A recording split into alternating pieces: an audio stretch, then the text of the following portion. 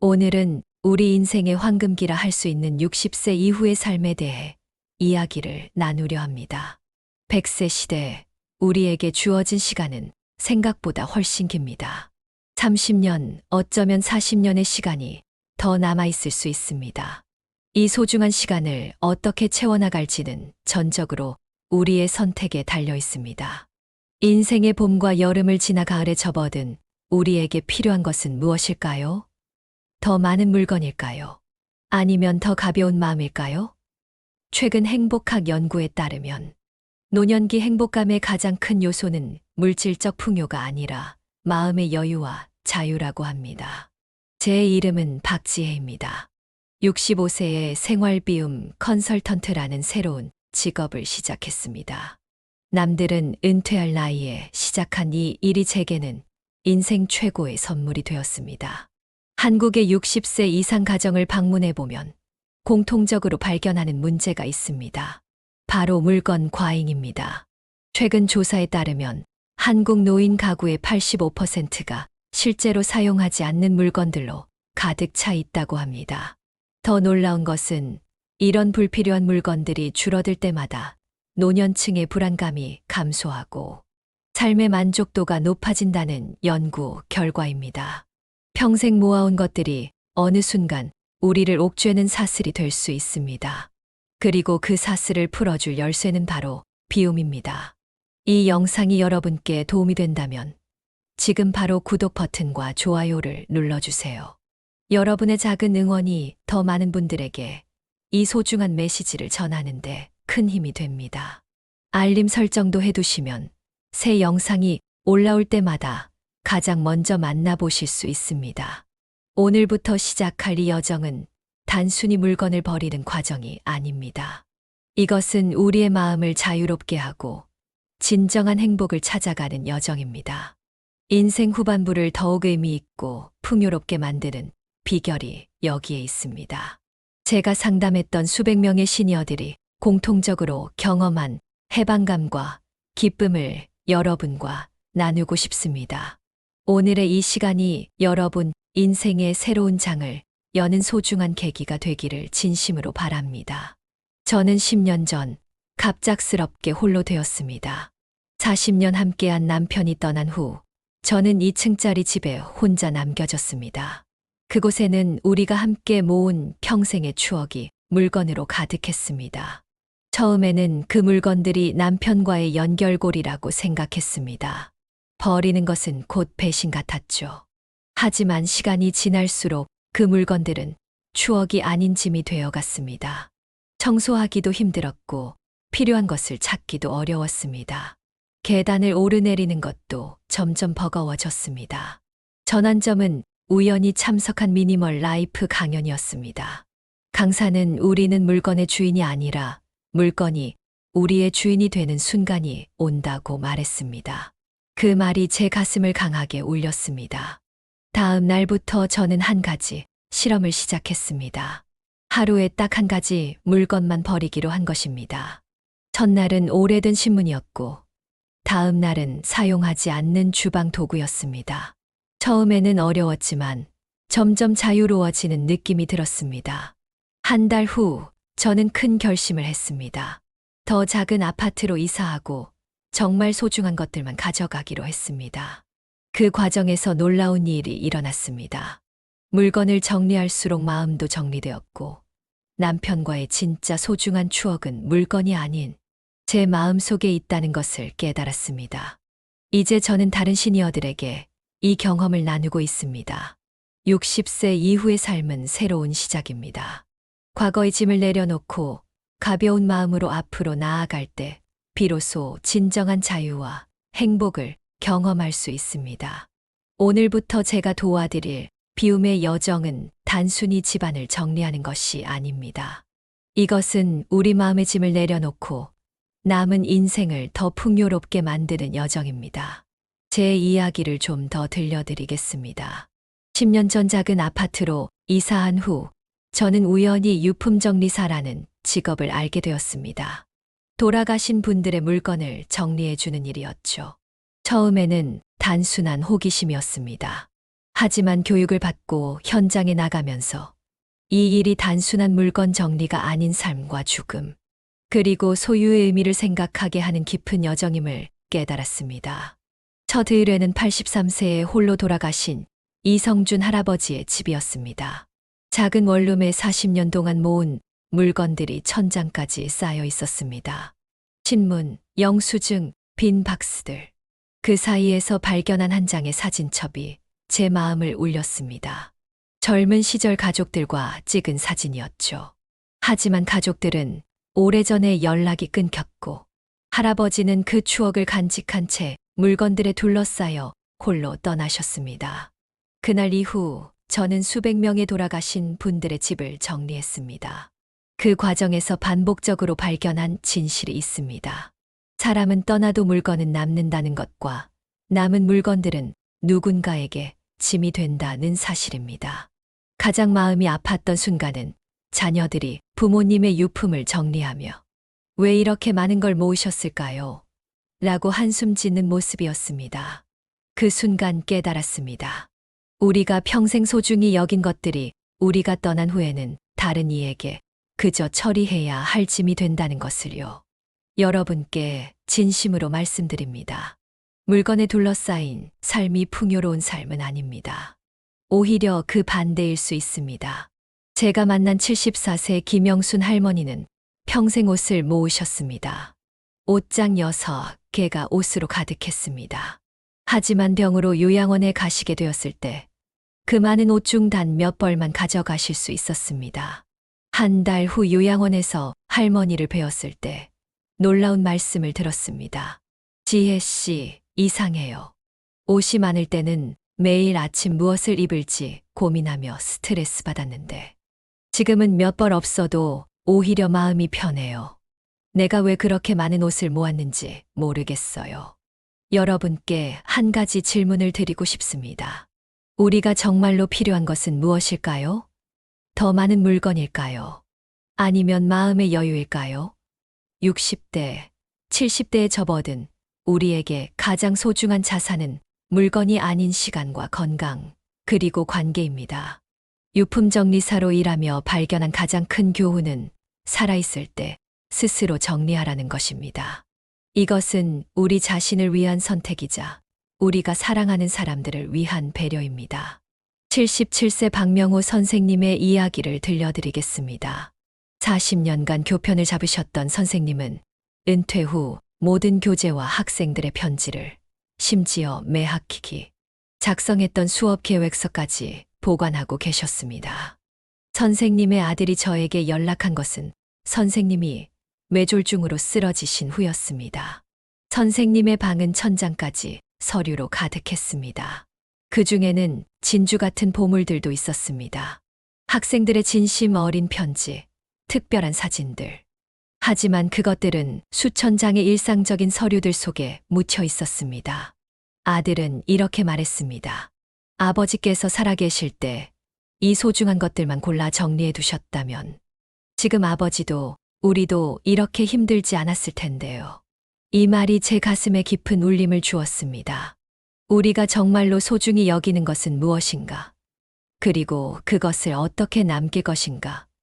이 질문이 제 삶을 변화시켰고 오늘 여러분과 나누는 이 메시지의 핵심이 되었습니다. 우리가 60세 이후의 삶에서 해야 할 가장 중요한 선택은 무엇을 덜 것인가가 아니라 무엇을 덜어낼 것인가입니다. 비움을 통해 얻는 자유와 행복이 있습니다. 그리고 그 자유는 우리 스스로에게, 그리고 우리가 사랑하는 사람들에게 주는 가장 큰 선물이 될 수 있습니다. 이제부터는 제가 유품정리사로 일하며 발견한 60세 이후 꼭 버려야 할 7가지 물건에 대해 구체적으로 나누고 싶습니다. 이것은 단순한 정리 방법이 아니라 더 자유롭고 행복한 노후를 위한 실천적인 지혜입니다. 이제 본격적으로 60세 이후 버려야 할 7가지 물건에 대해 말씀드리겠습니다. 첫 번째로 과감히 정리해야 할 것은 바로 오래된 서류들입니다. 제가 의뢰를 받았던 68세 정호준 선생님의 이야기를 들려드리겠습니다. 대학 교수로 은퇴하신 정 선생님은 30년 넘게 모아둔 연구 자료, 논문, 세금 서류, 영수증 등을 서재 가득 보관하고 있었습니다. 혹시 필요할지 모른다는 생각 때문이었죠. 그런데 지난해 갑작스런 입원 후 보험 청구를 위해 꼭 필요한 서류를 찾지 못해 큰 어려움을 겪으셨습니다. 결국 수천 장의 서류 더미 속에서 찾느라 가족들이 며칠을 고생했고 그 과정에서 스트레스로 건강이 더 악화되셨습니다.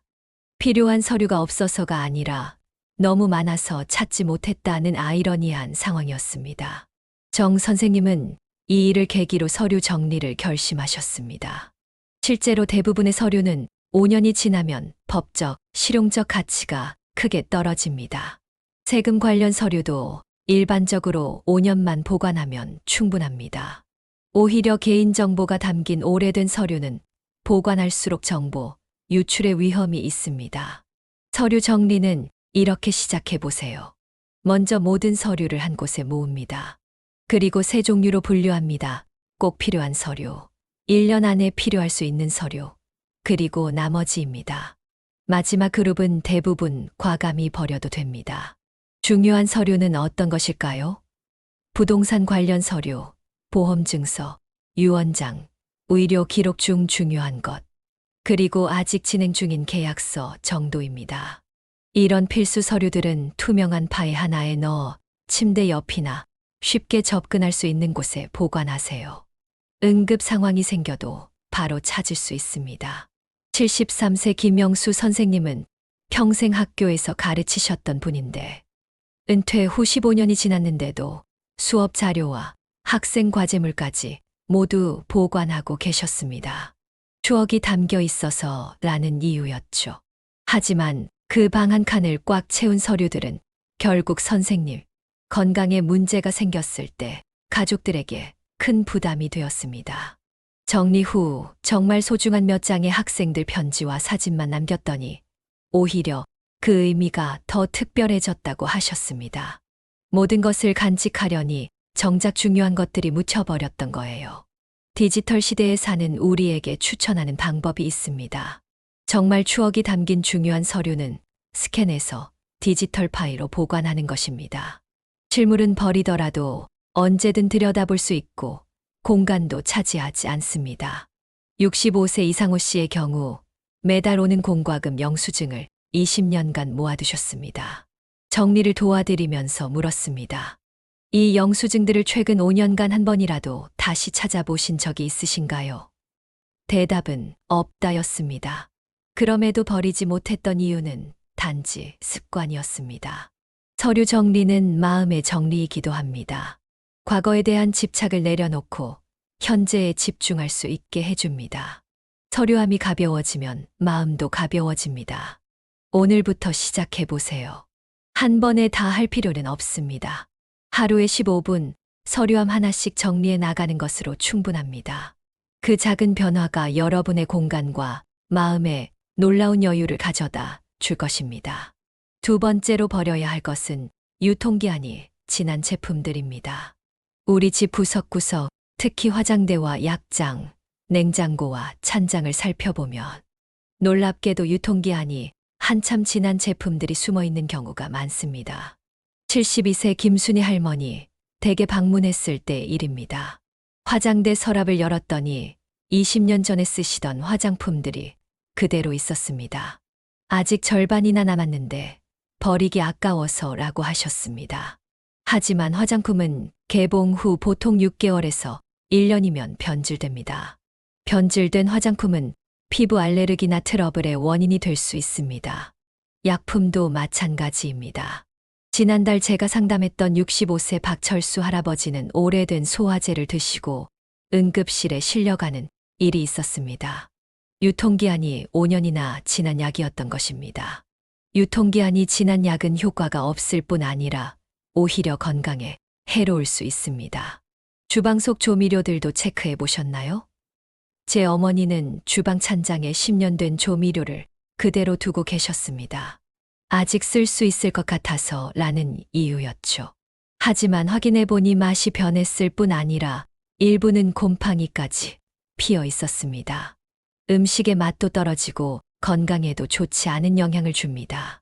제가 드리는 조언은 이렇습니다. 지금 당장 약장, 화장대, 냉장고와 찬장을 열어보세요.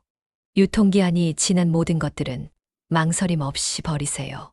그리고 앞으로는 새 제품을 살 때 구입 날짜를 커다랗게 적어두는 습관을 들이면 좋습니다. 저는 매 계절이 바뀔 때마다 이런 물건들을 점검합니다. 봄, 여름, 가을, 겨울이 시작될 때마다 한 번씩만 확인해도 유통기한이 지난 제품으로 인한 위험을 크게 줄일 수 있습니다. 세 번째로 버려야 할 것은 사용하지 않는 전자기기들입니다.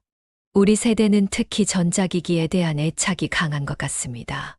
아직 멀쩡한데 버리기 아깝다는 생각 때문이죠. 제 경우도 그랬습니다. 20년 된 브라운관 TV를 창고에 보관하고 있었습니다. 언젠가 필요할지 모른다는 생각이었죠. 하지만 정작 10년 동안 한 번도 꺼내 쓰지 않았습니다. 결국 얼마 전에 지역 재활용 센터에 기증했는데 그제서야 창고에 얼마나 많은 공간이 생기는지 깨달았습니다. 오래된 휴대폰, 작동하지 않는 라디오, 카세트 플레이어.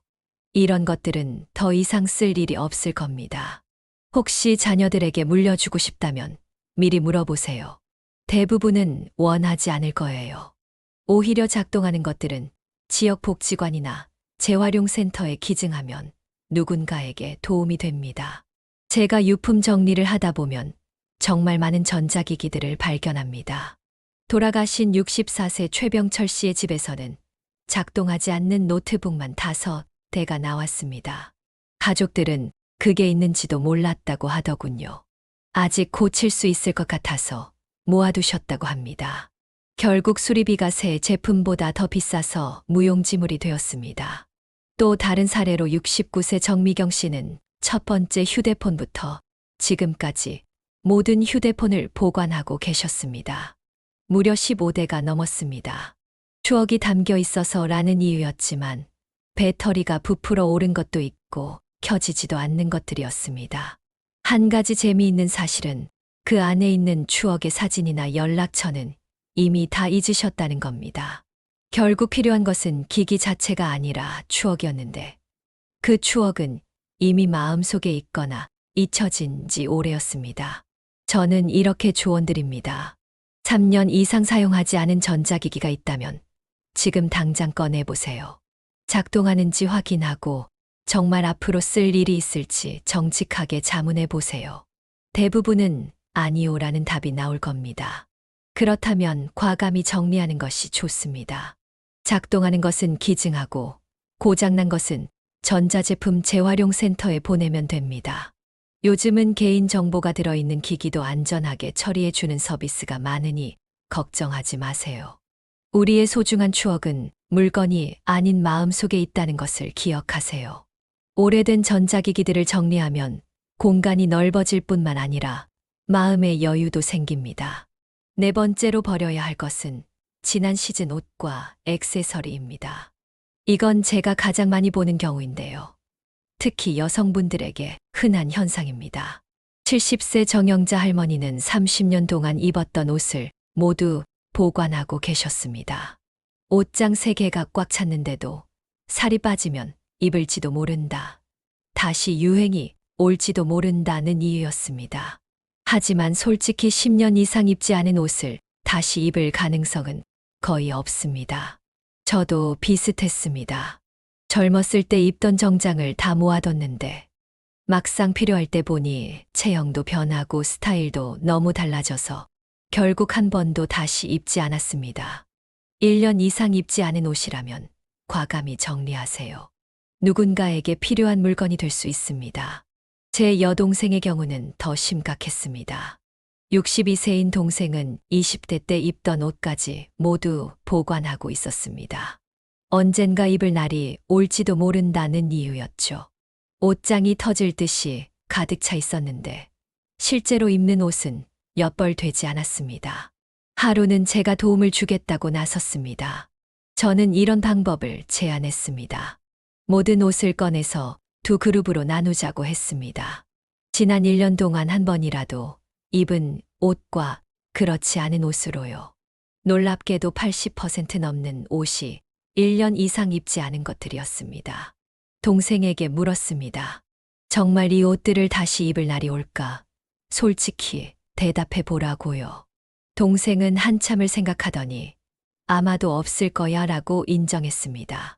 결국 동생은 입지 않는 옷의 대부분을 지역 복지관에 기증했습니다. 처음에는 아쉬워했지만 한 달 후 만났을 때는 완전히 달라져 있었습니다. 오빠, 요즘 아침에 옷 고르는 게 너무 쉬워졌어. 옷장을 열 때마다 기분이 좋아져라고 말하더군요. 여기서 중요한 건 진짜 입는 옷과 언젠가 입을지도 모른다는 환상 속의 옷을 구분하는 것입니다. 계절별로 1년 이상 입지 않은 옷이 있다면 앞으로도 입지 않을 가능성이 높습니다. 추운 겨울에 입을 옷이라면 작년 겨울에 입지 않았다면 올해도 입지 않을 거예요. 특히 우리 나이가 되면 체형도 변하고 활동량도 달라집니다. 20년 전 양복이나 하이힐을 이제 와서 다시 신을 일이 과연 있을까요? 이런 물건들은 과감히 정리하고 지금의 라이프 스타일에 맞는 편안한 옷들만 남겨두는 게 좋습니다. 옷장이 가벼워지면 마음도 가벼워진다는 걸 기억하세요. 5번째는 손상된 물건들입니다. 깨진 그릇, 고장난 시계, 수리가 불가능한 가전제품 등이 여기에 해당됩니다. 제 어머니는 깨진 그릇도 버리지 못하셨습니다. 아직 반은 쓸 수 있다 하며 20년 넘게 보관하셨습니다. 더 심각한 건 날카로운 부분에 다칠 위험도 있다는 거예요. 조리할 수 없는 물건들은 미련 없이 버리는 게 좋습니다. 그 공간에 실제로 사용하는 물건들을 더 편리하게 배치할 수 있어요. 이렇게 하면 일상생활도 훨씬 편해집니다. 얼마 전 방문했던 66세 강명호 씨의 집 이야기를 들려드릴게요. 작은 창고 하나가 완전히 고장난 물건들로 가득 차 있었습니다. 오래된 선풍기, 작동하지 않는 라디오, 부서진 의자들. 언젠가 고칠 생각이었다고 하셨죠. 하지만 그 언젠가는 10년이 지나도 오지 않았습니다. 어느 날 강 씨는 그 창고에서 물건을 꺼내다가 넘어져 다리를 다치셨습니다. 부서진 의자 모서리에 걸려 넘어진 거죠. 병원에 2달 동안 입원하셨는데 그때 깨달으셨다고 해요. 내가 왜 이런 물건들을 위해 내 건강을 희생했을까? 손상된 물건들은 우리 삶의 질을 떨어뜨립니다. 깨진 컵으로 차를 마시는 건 결코 즐겁지 않아요. 흔들거리는 의자에 앉는 것은 불편하고 위험하죠. 고장난 시계를 보면서 시간을 확인할 수도 없고요. 우리는 왜 이런 물건들을 그렇게 오래 보관할까요? 대부분은 아직 쓸 수 있을 것 같아서, 수리하면 될 것 같아서, 버리기 아까워서라는 이유입니다. 하지만 솔직히 생각해 봅시다.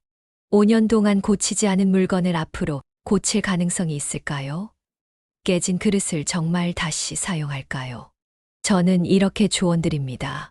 손상된 물건이 있다면 일주일 안에 수리할 수 있는지 확인해 보세요. 만약 그렇지 않다면 과감히 버리세요. 그 자리에 새 물건을 들이지 않아도 괜찮아요. 오히려 공간이 넓어지고 필요한 물건들을 더 편리하게 사용할 수 있게 됩니다. 6번째는 사용하지 않는 취미 용품들입니다. 우리 나이대가 되면 평생 여러 취미를 가져보지만 지금은 더 이상 즐기지 않는 것들도 많습니다. 67세 이진호 씨는 젊었을 때 낚시를 즐겼는데 건강 문제로 15년 동안 낚시를 가지 못했습니다. 그런데도 낚시 장비를 모두 보관하고 있었습니다. 언젠가 다시 낚시를 갈지도 모른다는 희망 때문이었죠. 하지만 솔직히 생각해보면 15년 동안 하지 않은 취미를 다시 시작할 가능성은 매우 낮습니다. 저도 비슷한 경험이 있습니다. 등산 장비, 카메라, 수집품, 골프 클럽. 10년 넘게 사용하지 않은 취미, 물건들이 많았습니다. 결국 정리하고 나니 마음이 한결 가벼워졌습니다.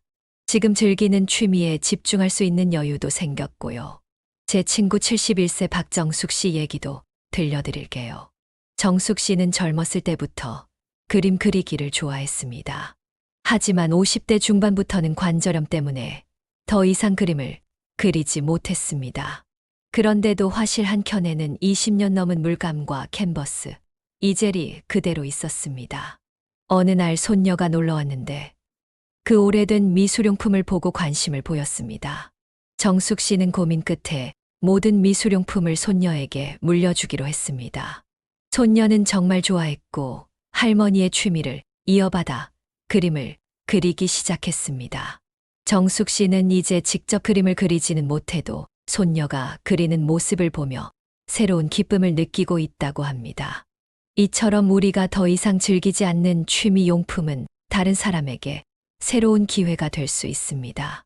지역 동호회나 학교에 기증할 수도 있고 정말 가치 있는 것이라면 판매할 수도 있습니다.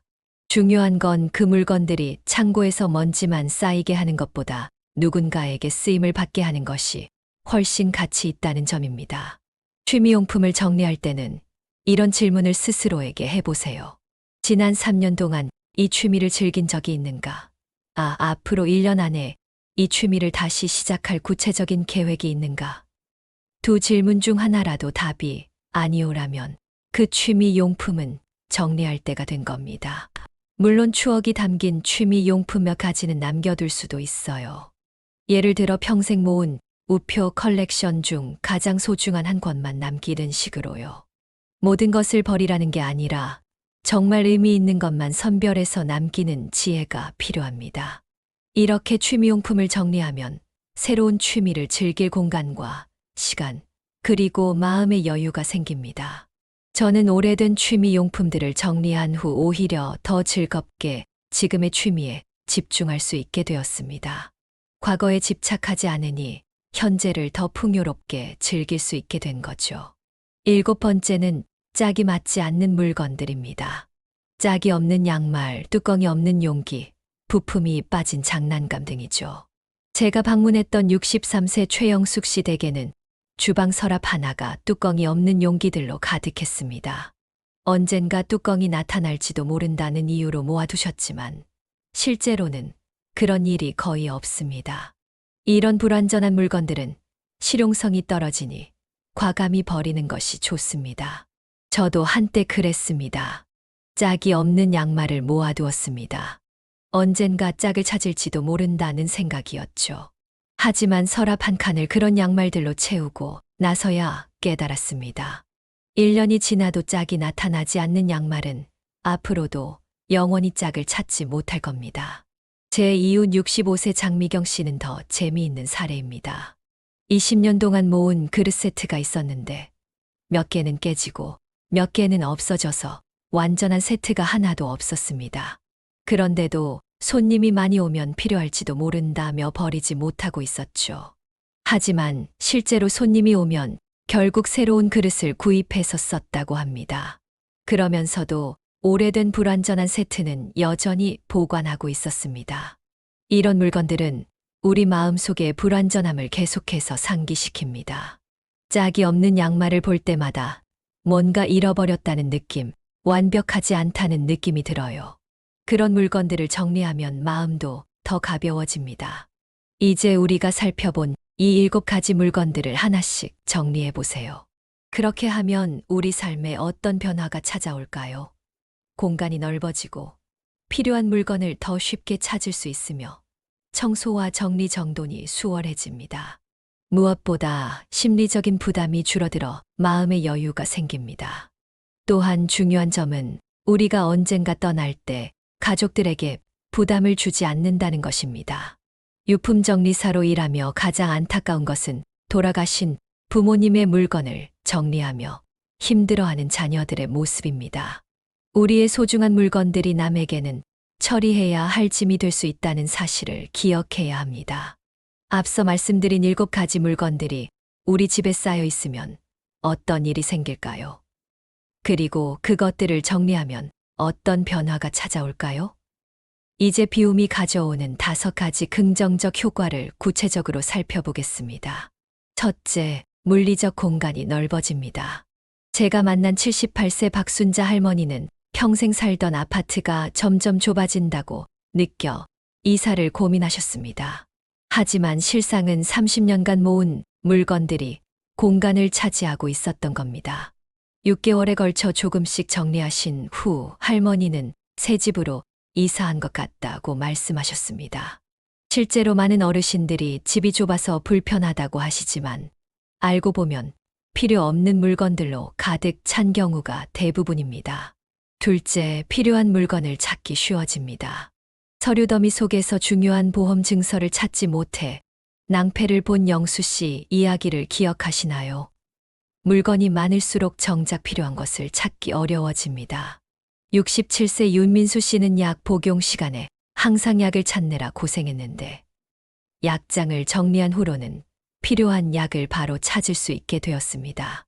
이런 작은 변화가 일상에 큰 편리함을 가져옵니다. 셋째, 청소와 정리정돈이 쉬워집니다. 물건이 많으면 청소하기도 힘들어요. 먼지가 쌓이고 곰팡이가 피고 심지어 벌레가 생기기도 하죠. 이는 우리 건강에도 좋지 않습니다.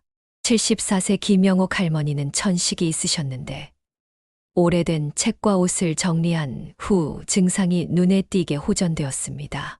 집안 먼지가 줄어든 덕분이었죠. 넷째, 심리적 부담이 줄어듭니다. 많은 연구에서 물건이 많은 환경은 스트레스를 증가시킨다고 합니다. 특히 우리 나이에는 마음의 평화가 중요한데 물건에 둘러싸여 사는 것은 그 평화를 방해합니다. 71세 이정희 씨는 물건을 정리한 후 이제 집에 들어올 때마다 가슴이 편안해요. 전에는 물건들이 나를 보고 정리해줘, 치워줘라고 소리치는 것 같았거든요. 라고 말씀하셨습니다. 마지막으로 가족에게 부담을 주지 않습니다. 솔직히 말씀드려서 우리가 평생 모은 물건들은 언젠가 가족들이 정리해야 할 짐이 됩니다. 유품 정리사로 일하며 가장 안타까운 건 돌아가신 부모님의 물건을 정리하며 힘들어하는 자녀들의 모습입니다. 73세 권혁준 씨의 이야기를 들려드릴게요. 평생 수집한 우표와 동전 컬렉션이 방 2개를 가득 채우고 있었습니다. 이건 내 인생의 자산이야 라고 자랑스러워 하셨죠. 그런데 갑자기 건강이 나빠져 요양원에 가게 되었을 때 그 컬렉션은 큰 문제가 되었습니다. 자녀들은 그것을 어떻게 처리해야 할지 몰랐고 결국 대부분 헐값에 팔리거나 버려졌습니다. 권 씨가 얼마나 슬퍼하셨는지 모릅니다. 내가 살아있을 때 직접 정리했어야 했다고 후회하셨습니다. 이런 사례들을 통해 우리는 물건을 줄이는 것이 단순한 공간 확보를 넘어 우리 삶의 질과 가족 관계에도 큰 영향을 미친다는 것을 알 수 있습니다. 비움은 새로운 시작을 위한 준비이며 우리가 정말 소중히 여기는 것에 집중할 수 있게 해주는 선물입니다.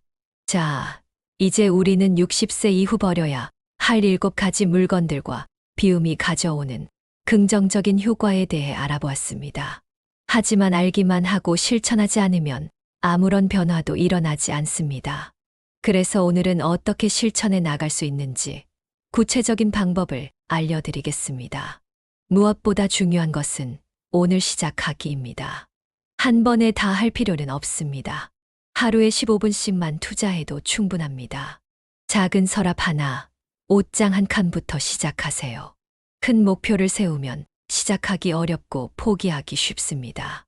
작은 공간부터 시작해 성취감을 느끼며 점진적으로 확장해 나가는 것이 중요합니다. 정리하는 방법은 의외로 간단합니다. 3개의 상자나 봉투를 준비하세요.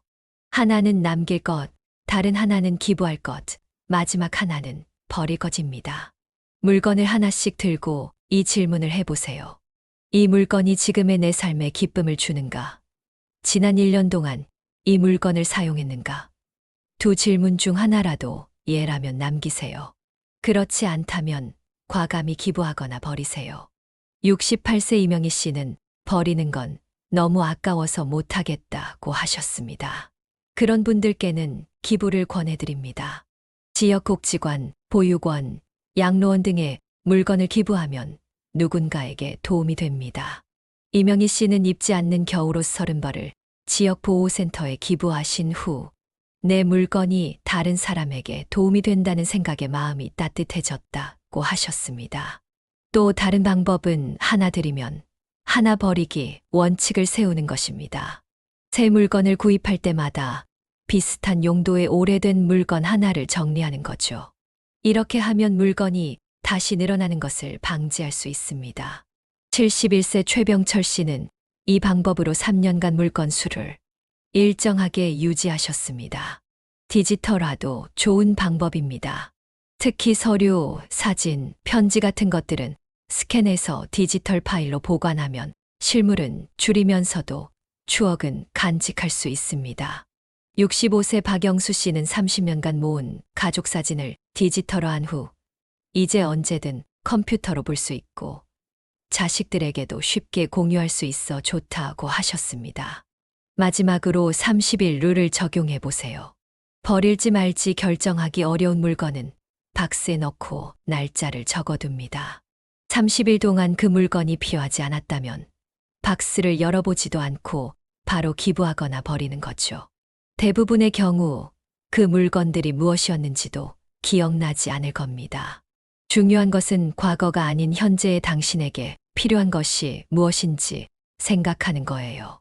젊었을 때 좋아했던 취미, 입었던 옷, 사용했던 물건들이 지금의 당신에게도 여전히 필요한지 솔직하게 자문해 보세요.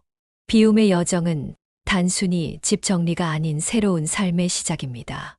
물건을 비우면서 마음도 비워지고 그 빈 공간에 새로운 기쁨과 여유가 채워집니다. 지금까지 소개해드린 7가지 물건들, 오늘부터 하나씩 정리해 보세요. 그리고 그 변화를 느껴보세요. 여러분의 남은 인생이 더욱 건강하고 행복하기를 진심으로 기원합니다. 오늘도 이 영상이 여러분께 작은 도움이 되었기를 바랍니다. 구독과 좋아요, 그리고 여러분의 소중한 경험도 댓글로 남겨주시면 감사하겠습니다. 다음에 더 좋은 내용으로 찾아뵙겠습니다. 감사합니다.